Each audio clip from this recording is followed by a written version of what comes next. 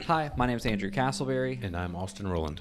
And today what we're talking about is brokerage accounts. So it's kind of hitting on a little bit of the theme we've been doing on the last few videos, like what is financial planning? What does that look like? We're taking a break from doing case studies and talking about something Austin and I have seen many, many times, either not used or misused in financial plans.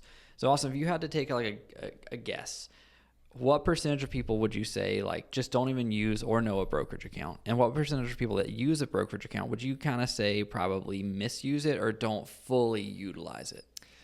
I would say maybe 50% of the people that I meet with don't really know what a brokerage account is, or they know it by some other name or something along those lines.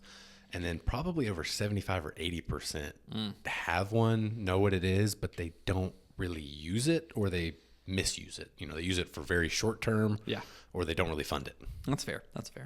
So with that in mind then, it is one of the things that we've found. I think it's because so much time and effort goes into retirement plans. Like you have a 401k, 403b, 457b. I mean, you have like the Dave Ramsey's of the world, the Tony Robbins or Tim Robbins? Tony Robbins. Is Tim Robbins the comedian? Yeah, that's hilarious. Yeah. Tony Robbins, like the Susie Ormans of the world, that push so much onto, like you have the short term, like the debt management, and then you have the get ready for retirement. Yes. And there's not a lot of time. And I think it's because it gets into a weird period of like a lot of gray. There's a lot of financial advice you technically need to be like licensed for to give in that world too. But there's not a lot that kind of covers that intermediary. So what I find is people will either, one, be on the debt management forever side, or they'll hyper save for retirement and they'll be set once they hit 60. It's just that 20-year period prior to that, they're kind of like, all right, I have this great 401k, but I'm having to refinance my house to fix my bathroom at that point. So that's what we wanted to kind of talk about. So looking at it here, we have, again, your two kind of standards, your standard savings, which would be like savings, CDs, things like that, things you get at a bank that's principal protected. And you have like your IRAs, your 401ks, your Roth IRAs that are geared for retirement. Now, again, not saying that IRAs and Roth IRAs, that's not the point of this, is saying that those are bad. Those are fantastic vehicles to save in. But they are designed for retirement. They are designed to be accessed after 59 and a half, and they come with a penalty if you pull out prior to. Now, inevitably, there's going to be the one person that's like, well, what about Roth principal contributions? Right. Roth principal contributions. Yeah, there's some exceptions. There's some exceptions there. 457Bs have some special rules as well. But in general, they're retirement geared. They're tax deferred. They're designed for, not that there's not exceptions, but they are designed for long-term retirement income generating vehicles. Now, where I want to get to, though, is where does the brokerage account fall into, and what is a brokerage account? I mean, so first and foremost, like a brokerage account is what? So one, a brokerage account, we often like to call it just a general purpose investment account. And that helps people maybe frame their perspective on what to use a brokerage account for. But also, it's different than a retirement account in the sense that there aren't restrictions on when you can pull from it. Yep. You can pull from it anytime you'd like. It is taxed a little bit differently than retirement accounts. You know, each retirement account has a maybe a tax feature, like it's pre-tax or it's after tax, like Roth. Brokerage accounts are similar to your savings account in that you put money in. If it earns interest, you pay interest when you earn it that year. If it gets dividends from stocks that you're investing in, you pay tax on the dividends that you received that year. If you sell a stock that had a gain, you pay tax when you got the gain. So that's what a brokerage account is and a little bit of how it functions. A lot of people don't know when we say brokerage account what we're even talking about. They've never heard it. Yeah. Or they'll say, hey, I got an account from my dad and I inherited it. And we'll say, what type of account it is? And they said, it's cash. Stocks. Yeah. It's got stocks in it. Or it's a mutual fund account. I hear it's a mutual fund account a lot. Yes. So, which again, to the point, like years ago, sometimes brokerage accounts were literally like a mutual fund, so that makes sense. Like, I get it. But I kind of, it's like a savings account in my mind. The way I've described it is like a savings account that you can invest in. Yes. It's like you can open it up, you can put money in. That money can stay in cash. Like, it doesn't have to be invested. Right. It can just be, you can literally treat it as a savings account if you wanted, but it's an account you can invest in, and which means you can tailor the risk level, you can tailor what you're putting in. It has that flexibility. And again, a lot of those kind of like little idiosyncrasies of it, like the way it's taxed, what you can do in it, or what makes it ultimately like beneficial for you. So what I wanted to kind of talk about next is, when do you actually use it? So the way we kind of frame it would be, you have your income coming in. First and foremost is your baseline emergency reserve set for what you need. Is it 3 to 6 months? Is it a year? Whatever it might be for you, that needs to be done first. So think of the brokerage accounts. Like, it's like the excess account. It's like, hey, I have more than I need. That's when I can use it. So your savings is done first. Then I like to call it the bare minimum for retirement is taken care of, which means you are doing enough in order for retirement to be entirely taken care of, but bare minimally. And I say bare minimally kind of as a exaggeration, but like, you need to be doing it to where you're comfortable. So if that is, hey, I'm doing 10% to my 401k, I'm doing 2% into like a Roth 401k, or I'm contributing to a Roth 401k, or whatever that looks like between your retirement accounts, it needs to be enough to say, hey, if I want to retire at 62 and I want to live on $7,000 a month, inflated up, and I want to do vacations at this amount of year, I want to gift at this amount of year, I want to buy cars this many times a year, plan on home renovations here, home improvements here, retirement needs to be done. So that's first and foremost. Like, you need those two done, which is a lot of legwork to get to that point. Then it's okay, if I'm doing all of that and I get to the end of the month and I have $150 left over, $200, and I'm satisfied with my lifestyle, I would put that as a caveat as well. Like, I don't want you to be eating rice and beans, so you can do a brokerage account that's arguably like an excess account. If that's right. It'd be, I'm satisfied with my lifestyle as well.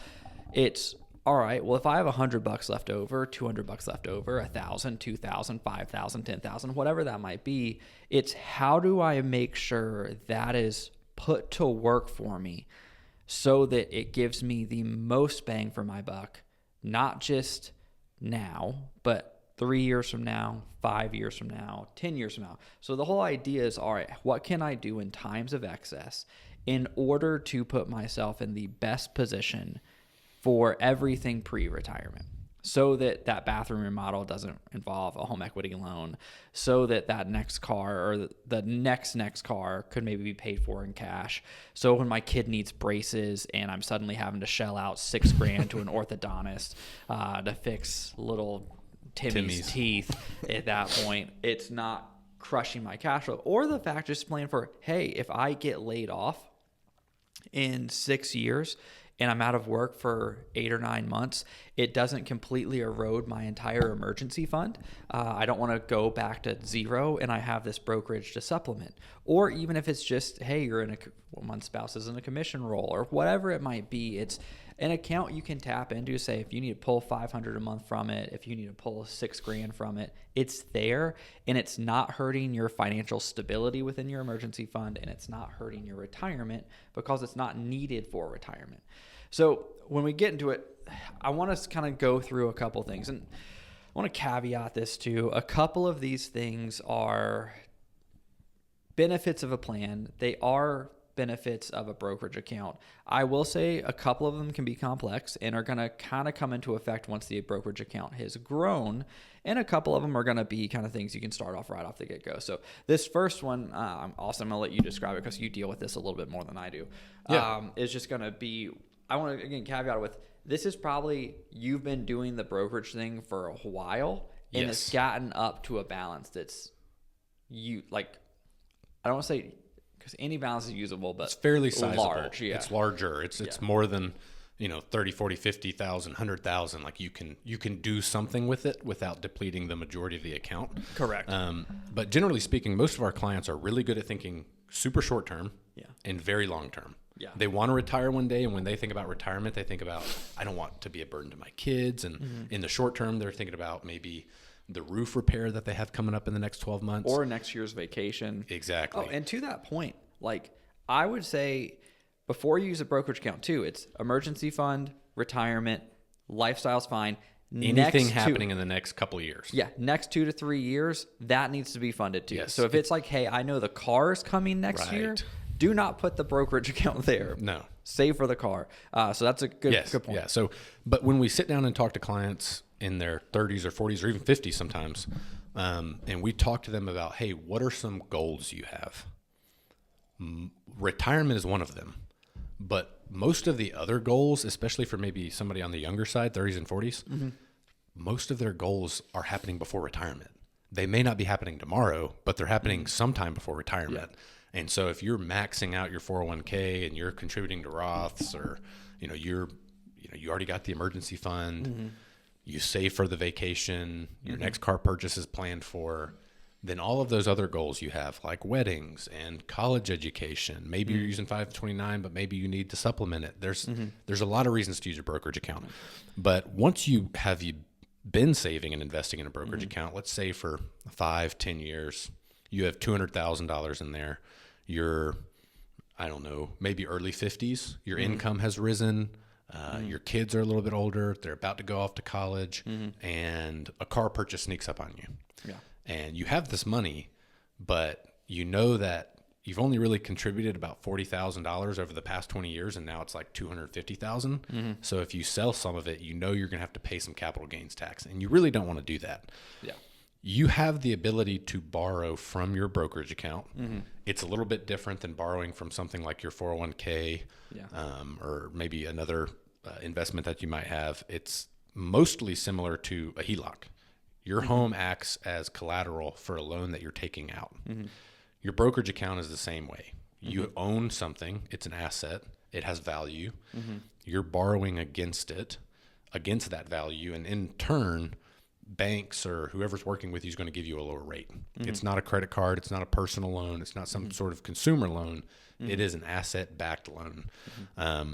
These interest rates are not, they're not 3%, 4%. They're not phenomenal, but they're far, far, far, far better than a credit card. Yeah. The benefit is if you're in that position where you're early 50s and you're making a good income and you really don't want to pay 15 to potentially 20+% in capital gains taxes, you're okay borrowing short term against your brokerage account and paying 5 to 9% interest because it's less than credit cards, it's less than the taxes you'll pay, and your investments get to stay invested. Yeah.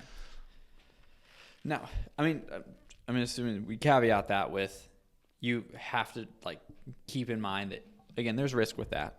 Yeah, it's still a loan. It's still a loan. You still owe money to somebody. And 2, you're doing it to maybe not the full extent of your brokerage account. Yes. But also where it comes in, as I always compare it against a home equity line, is if things go AWOL, you can't just sell your house to pay off the home equity line because then you're just homeless. You can't say, take my porch, and that satisfies the requirement.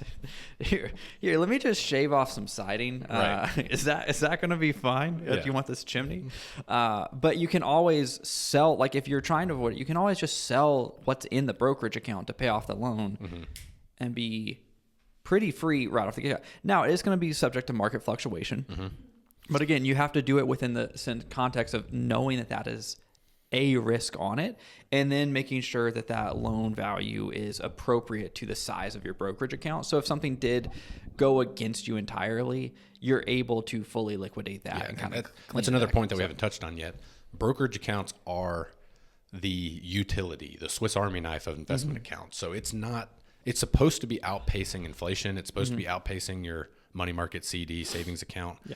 But it probably shouldn't be invested as aggressively as your Roth. Yeah. Maybe at first, if you're planning for a long, 20, 25 years into the future, that's one thing. But generally speaking, your brokerage account is the intermediate term goal investment account. So it should be invested, but it probably shouldn't be invested in just Apple and I'm going to borrow 30% of my brokerage account and I'm only invested in one stock. That's not a good idea. So that's something to I would say, like, if your time horizon for retirement is like 20, 30 years, so you can be really aggressive. I would say if you're like in your mid 30s investing, think of it as you're investing that brokerage account as if you're in your mid 50s getting ready for retirement at that point, because you're planning on using it pretty soon. So we have the loans. The next one's going to be tax optimization. So walk me through tax optimization. And this is this is one where we have this cool filter graphic here, which we can kind of get into. I will say this gets, even when you're looking at an actual account and I've walked through this with many people of like, hey, this is what tax loss harvesting is. This is how we're doing it. It can get hairy really quick. So I think first and foremost, let's just go through the tax rates right now of a brokerage account. So let's assume a couple. So what does that look like as far as tax rates? Because earlier you'd mentioned 15% and you'd mentioned 20%. So what are the tax rates for? Yeah, most people are familiar with capital gains tax rates because of real estate. They've heard about it. Maybe they've experienced it, but most people are familiar with capital gains tax rates because of real estate. Stocks are no different. If you buy a stock for $10,000 and it's worth $20,000 and you sell it, then you owe $10,000 in capital gains. No different than if you purchased a home for $200,000 and now it's worth $300,000. It's $100,000 of capital gain. Technically, there's 3 different capital gains tax rates. The one that people know the most is 15% because roughly on taxable income anywhere from, let's just generalize it and say 100,000 to like 550,000, you're going to pay 15%. And that's most people fit into that category for stocks, maybe small, home sales or investment properties.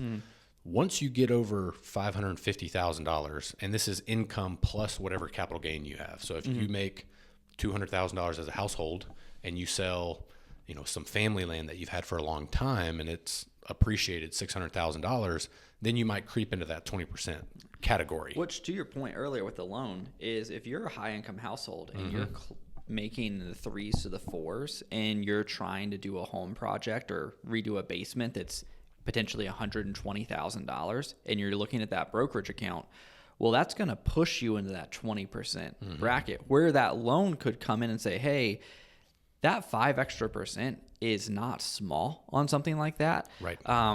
And then you have to look at, again, potentially run into like AMT tax and all of that extra stuff that gets added on. The loan could really be beneficial on lowering your overall tax bill for a few years on that. So again, just wanted to add that in there. Like, that's a huge point with a loan. It's not arbitrary. And a lot of people, the loan might not make sense for because they'll be pretty handedly in that 15% their entire lives. So you would never have to use it. But if you're on that cusp, 5% doesn't sound like a huge deal, but it can be a significant, hey, I'm voluntarily paying Uncle Sam a decent amount. So yeah, and most people don't really understand. They may if they thought about it a little bit more, but when we say 15%, people ask us all the time, hey, I need to get money out of my brokerage account. How much in taxes am I going to pay?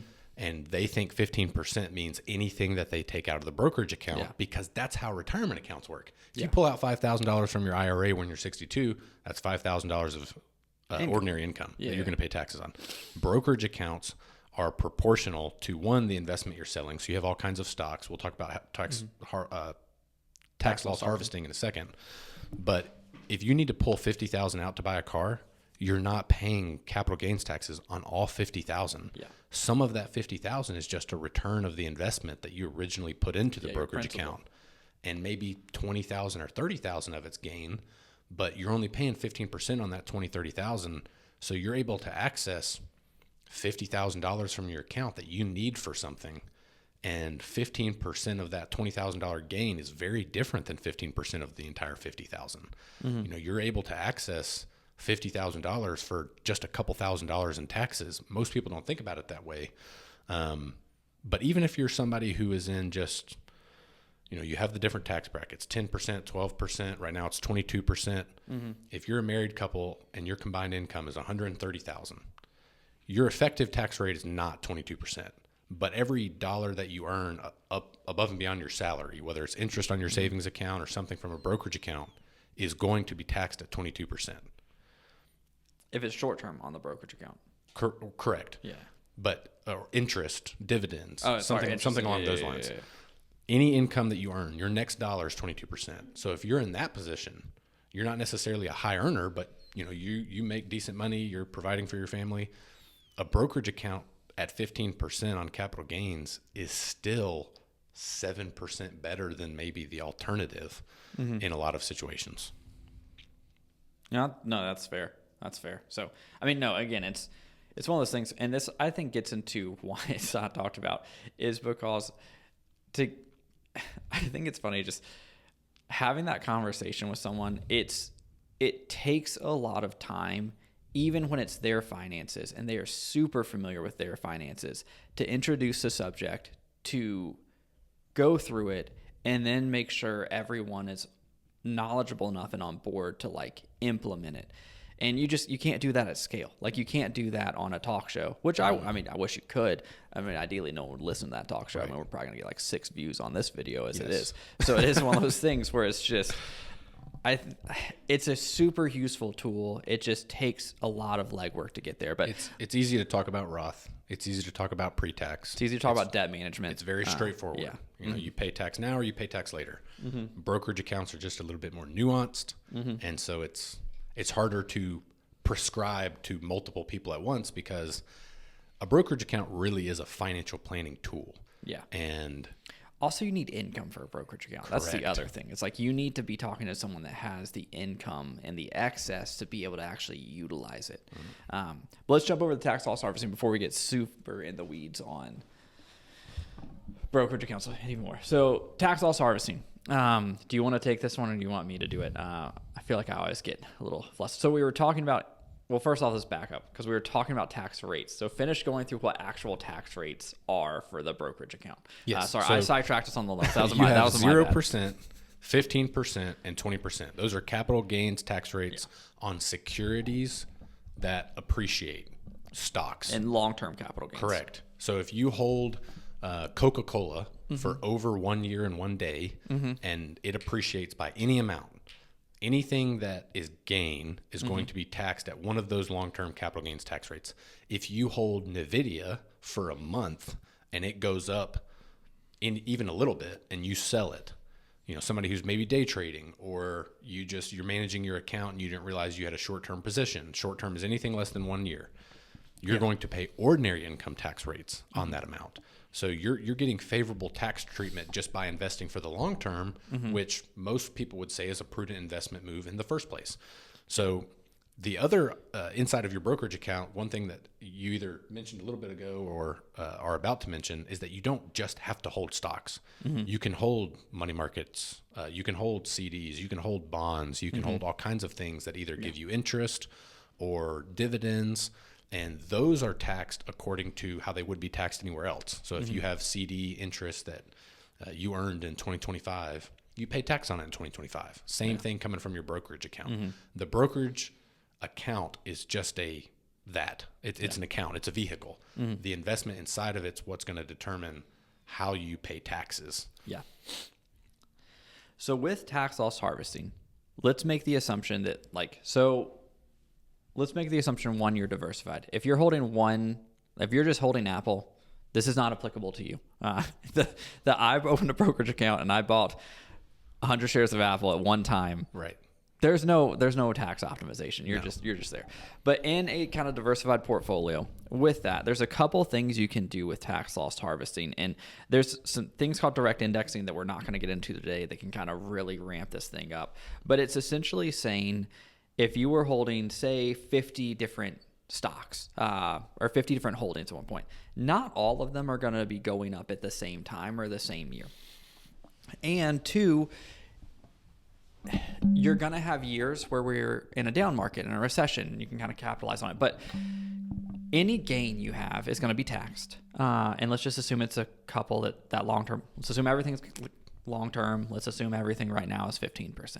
So any gain you have, like if you have, again, 50 companies from A all the way down to triple B or whatever, since there's only 26 letters in the alphabet.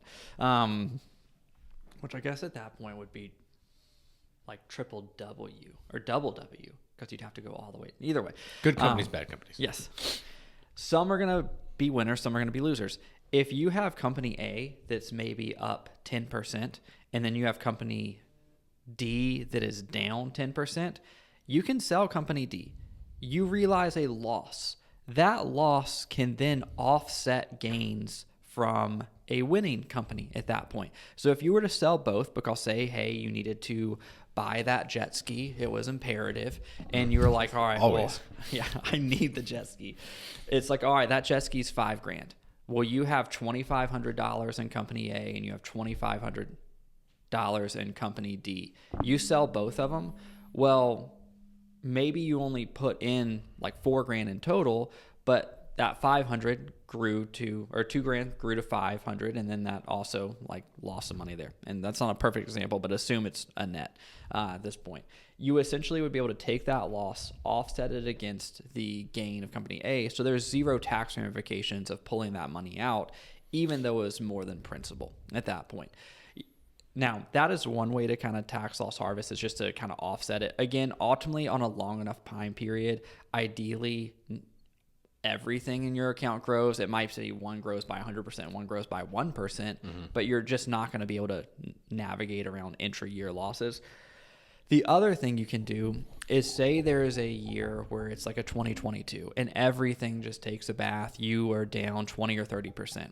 You can sell, say, company A, and then you can buy company B. So if you sell company A and you're down 30%, you realize that loss. You're holding Chevron. Let's just say you're holding Chevron. You're holding Chevron. So say you want to sell Chevron and you want to buy Johnson & Johnson instead. So you sell Chevron, say you lose $1,000. Then you take whatever amount that was. So say you put in $4,000, you sell it for $3,000, then you buy $3,000 of Johnson & Johnson, and then Johnson & Johnson grows and does whatever. Well, that year, that $1,000 of loss is a realized loss. So if you don't have any other gains in your account that year, that $1,000 can offset $1,000 of earned income, and that does cap, so that's up to $3,000 a year. Or if you don't have any other losses, you can carry that forward. Perfect example on a really grand scale of this is, do you remember when ProPublica released all of those like billionaires tax returns for like the last 5 or 10 years? Yes. I think it was 2016, like, I think. 2016, 2017, right. Somewhere around there. And there was a big hubbub. I think it was like Jeff Bezos didn't pay taxes for like 2 years or something like that. Yeah. And they didn't talk about how he paid like hundreds of millions in taxes like the 3 years prior.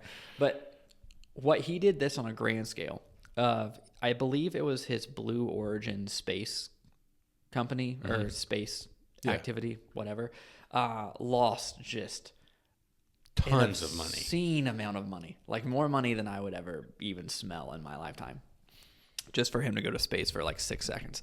But alas, so he lost, say, like it was like hundreds of millions. That loss was able to carry over to the next few years to offset the gains he had in Amazon stock sales. So even though he made hundreds of millions of dollars on Amazon stock, he was able to offset it and not pay taxes on those gains because of the losses, the capital gains losses in that other company. It's the same thing in a brokerage account. If you lose a bunch of money on like Chevron, Exxon, Meta, AT&T, whatever, and then you realize all of those, so you sell them and you buy new companies, so Apple, Johnson & Johnson, Procter & Gamble, Coke, Pepsi, Visa at that point. Well, if you have like $30,000 of losses, $3,000 can count towards your ordinary income, but the other $27,000 can roll over to the next year. So if you have a great year and you make a bunch of gains and you realize, say, like $15,000 or $16,000 of gain, well, it can go, that $27,000 can wipe it away. And then if there's any left over still, it can carry over. So what you can do in a brokerage account, other than just like intra-year tax loss harvesting, or other than kind of managing your tax brackets with loans at that point, you are able to, on years where we get recessions, that you do get like a full washout on your stocks, capitalize on it, then get reinvested. Now there's some rules around like what you can reinvest in and a time period on it. But you can capitalize on those losses and use them to offset gains for the next few years. And it works really, really well, just being able to kind of take what would be a losing scenario in some companies and kind of take it and use it to help manage your tax liability for the next few years. So again, it's one of those things where I'm sure someone listening was probably like, that was confusing as all get out. It's a lot easier to see when you're looking at it on your account. And then two, it is something that as you're going through it, it's a lot simpler than it seems too, but talking about abstracting is kind of hard, especially when my examples fell apart for like 3 different times on the jet ski. But it is one of those things where that tax optimization is a huge, huge benefit, but it does have a lot of intricacies on it. But it's not as straightforward as just a Roth or a like traditional IRA. Yeah. The basic premise of a brokerage account is that it's a little bit more flexible than some of the other accounts. And there are certain years, especially in early retirement or pre-retirement, where being able to control what your taxable income is makes a lot of sense. Or if you sold a piece of land, or you're a small business owner and you sold a business, or you received a large bonus for some reason, or non-qualified deferred compensation plan pushed your income up. There's so many scenarios where you want to be able to control how much income you're getting, and a brokerage account is really one of the most useful ways for you to be able to do that in a meaningful way. Yeah. And that's not even going to, like, we didn't even talk about the fact that for it's like 90 something thousand before you get into zero. It's like, if you're holding a brokerage account and then you have it left over to where like there's money in it when you retire, if you can keep your like gain, like, so not the money you take out of the brokerage again, but just the gain at under 90,000, that's a 0%. Yeah, I think it's 96 is 0% capital gains tax rate. Yeah. So, and that's on your taxable income, not even adjusted gross income. So after your standard deduction. Yeah. Which is, I mean, that's looking at ultimately being able to hold some of these and just keeping it at 0%, which is fantastic. The next thing is going to be essentially life cycle versus, which is kind of what we got to a little bit earlier of just, you have your expense buffer that's primarily going to be cash for the first few years, so emergency savings cash. But then you have your early retirement and your late years. So this is going to be something where when we talk about having that excess, the one thing I see for people that are starting the brokerage account and it's the first 5 or 10 years and they're maybe not able to put a lot in, this is where it can really be useful, not from necessarily a tax management standpoint or a loan standpoint, but just a practicality of, hey, there's a few years where maybe we are pretty close to break even. Like, we're able to do retirement, we're able to have an emergency savings, but there's months where we're break even and there's months where it's just a few $100s. But say there's a year where you get a bonus and it's a few thousand extra than you normally would have gotten. Perfect. The brokerage account is a great place to say, hey, if I can just take a few years and rather than trying to splurge a little bit on that, just try and think forward and say, hey, this year's nice. We had a little extra. Maybe our savings is buffered by a few thousand. Let's put that into a brokerage. Let's get it invested. Let's get it invested for long term. Because the likelihood is, if you're on that threshold where you're not technically like a high income earner, we're not talking about like really accruing hundreds of thousands.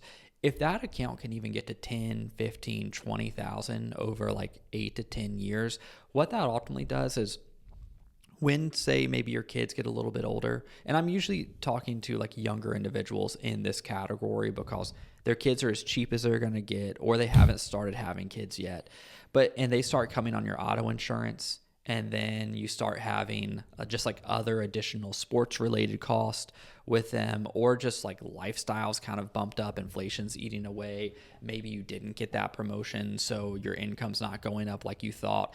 And two, traditionally, even for men and women, like late 30s is where your rapid income gains start to trail off. And then you get into your 40s and 50s, and it's a lot more common to get cost of living and not see that same income appreciation. So a lot of people in their 30s will see big income jumps, and then it'll level off, and you're like, oh, well, this is just now what I have to manage for the rest of my career. That's not as fun, but it's kind of prepping around that to saying, hey, if I can get enough in there that when we do get those years where it's like, hey, I'm trying to balance auto insurance, maybe one kid's in college, or just, hey, things have gone up a little bit, but my income hasn't gone up that much.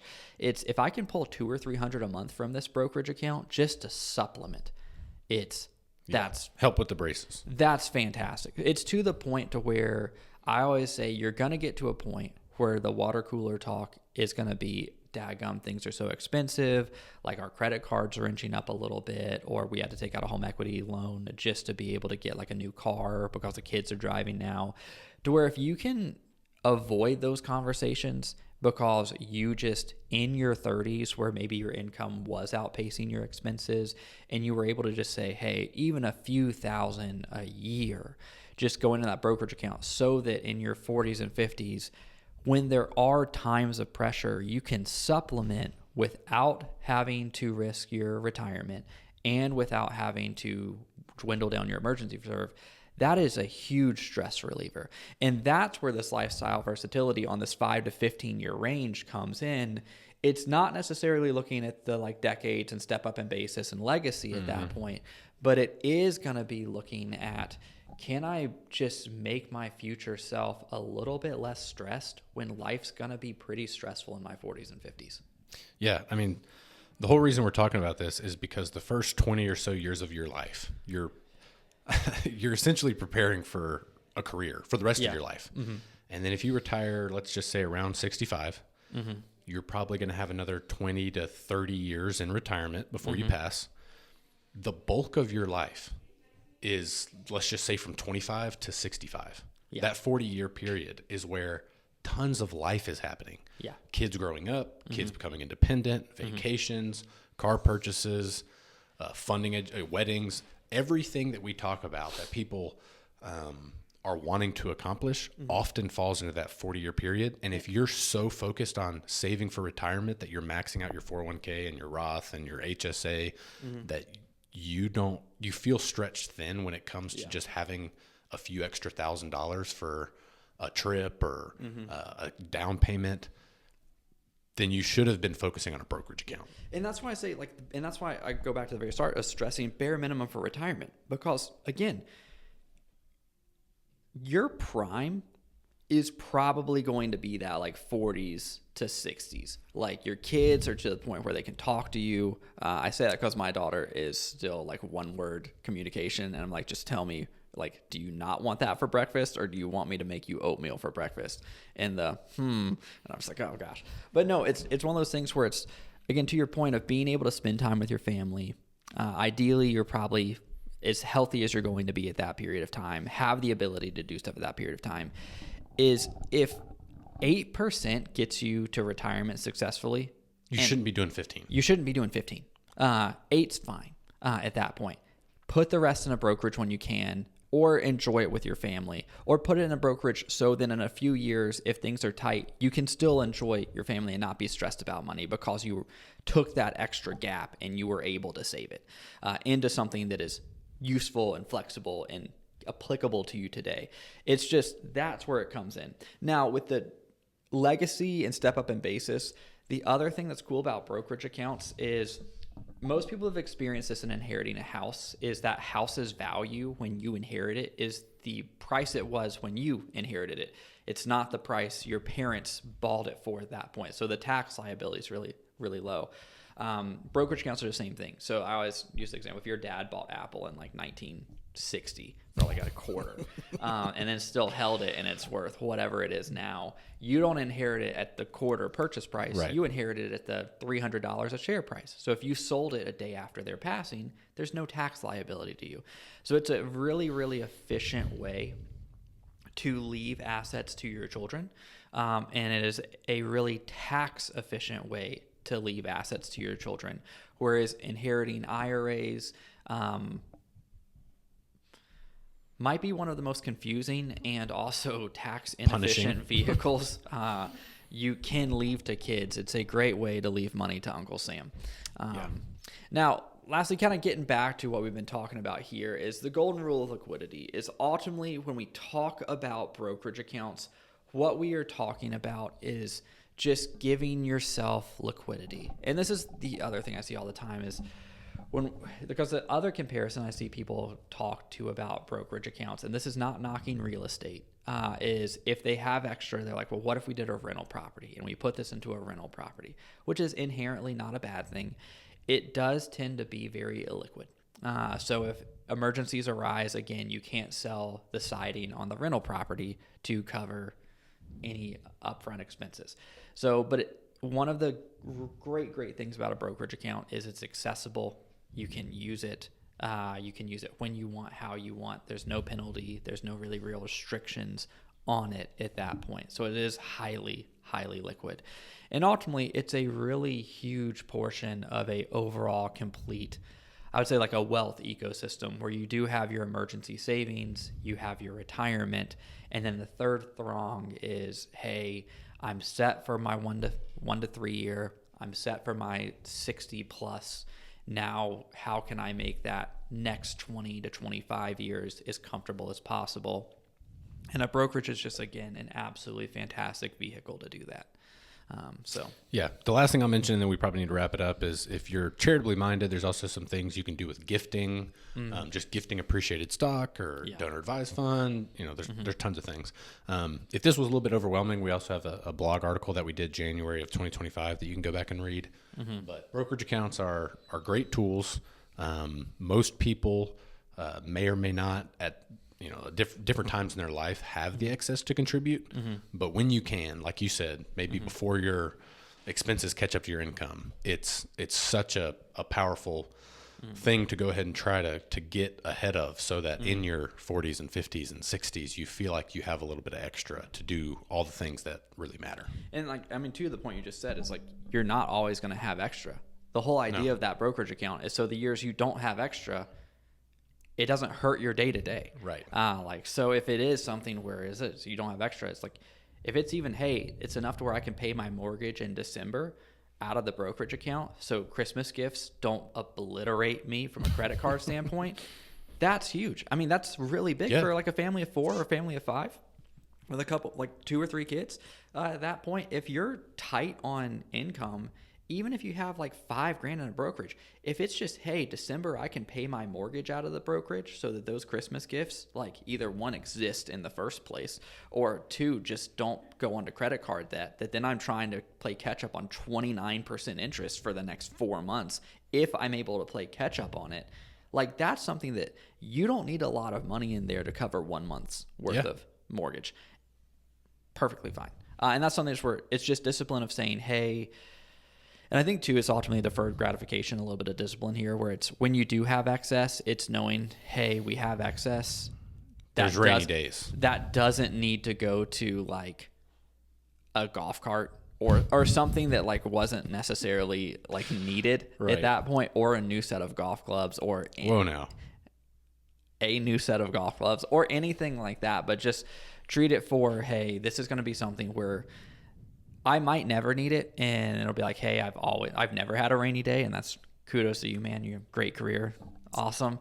But reality is there's probably going to be a time where it's going to come in handy, and it'll come in handy. So, but thanks for listening. Again, check out our other videos, and have a great day.